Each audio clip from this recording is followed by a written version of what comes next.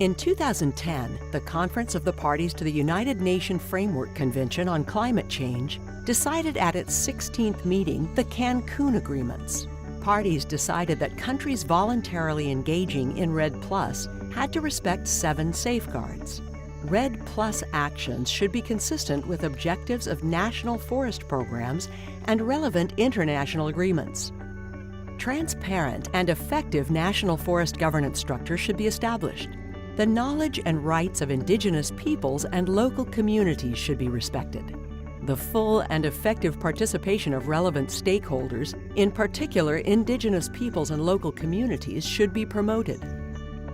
Actions should be consistent with the conservation of natural forests and biological diversity, and actions are required to address the risks of reversals and to reduce displacement of emissions. Parties were requested to establish a Safeguards Information System, SIS, to demonstrate how the 7 safeguards are being addressed and respected and provide a summary of information on this to the UNFCCC.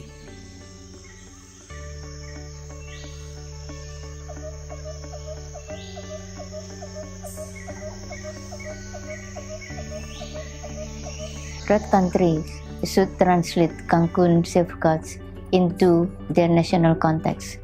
The advice I'll give to the countries is to align their safeguard information system to the national agendas relating to environment, forest management, as well as sustainable development goals. Safeguards have to take account of the national context, the country's choice in terms of REDD+ activities, identified drivers, and relevant policies and measures. I think we have seen so many times that the policy that the government has done is always top-down, and when it comes to the field, it's not fully implemented. A national dialogue is important, but is also time-consuming, and the Safeguards Information System has to be developed with links to policies and measures, the National Strategy and Action Plan, and the National Forest Monitoring System.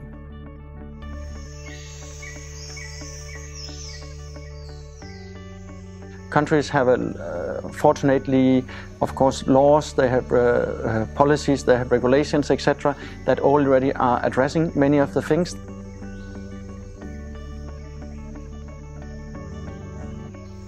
In Vietnam, we have developed an analytical matrix, including the set of principles, criteria, and indicators, sub-indicators, as well as the diagnostic questions against the 7 Cancun safeguards.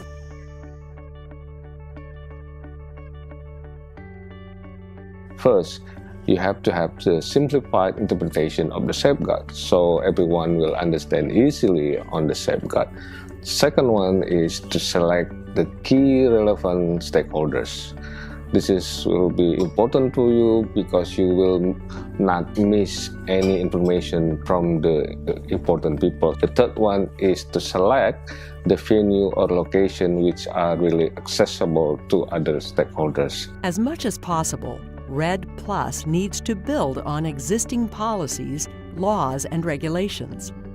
A good analysis of the existing policies, laws, and regulations, including assessment of their implementation, can help to identify how existing measures can ensure that safeguards are addressed and respected. Countries can benefit by improving existing regulations where necessary, using ongoing legal reforms where possible.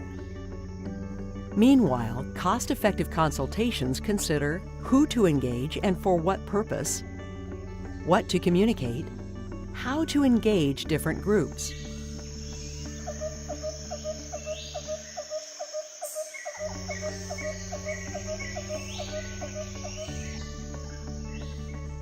For Cambodia, we decided to include stakeholder inputs into the proposed principal criteria and indicators. It is really important because different stakeholders will play an important role to implement the national REDD+ strategy, because the strategy not for the government but for everybody in Cambodia.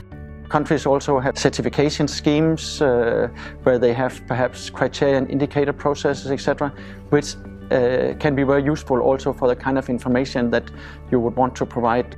It's useful to consider information collected through a number of initiatives, such as community forest programs, payment for ecosystem services programs, data on forest law enforcement, and the National Forest Monitoring System. A long list of indicators is difficult to maintain. Involving non-state stakeholders in collecting information can be useful.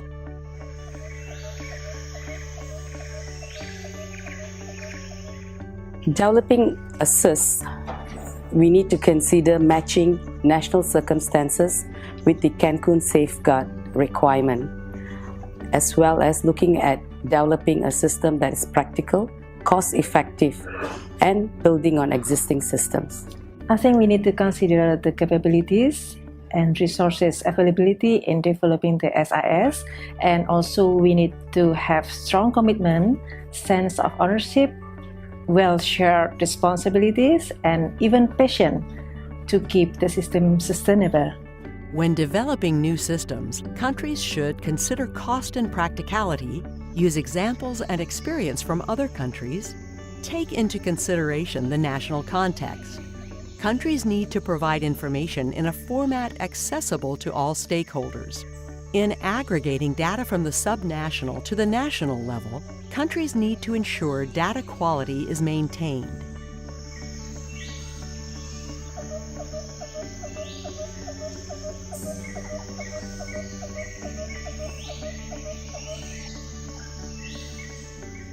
Technical people should, number one, regularly update the status of the safeguard developments to their senior management and get their feedbacks in order to improve the draft, in line with the national policy, law and regulation. And number two, technical people should come up or propose the level of information to be shared with the UNFCCC and other potential donors.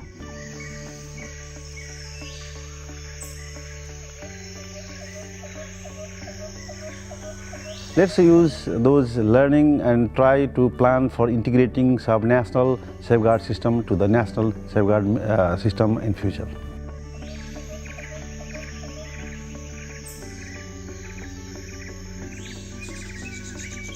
Beyond the Cancun safeguard, the forum between the donors and the country recipient can be considered as a very important dialogue platform, so where the donors and the country can come to the common agreement.